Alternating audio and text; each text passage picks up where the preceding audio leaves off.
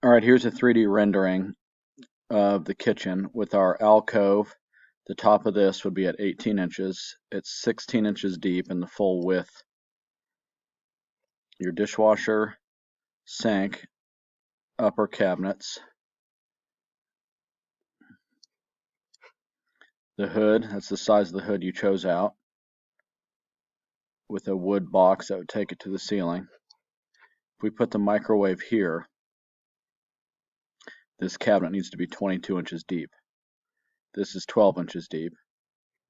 Drawer stacks, a door here, and that's all that is a door because of the fridge with your range.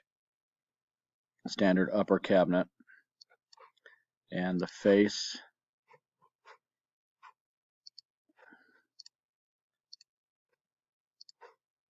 side facing the sink wall, and then the side facing the fridge. Tray divider and drawer stacks on either side.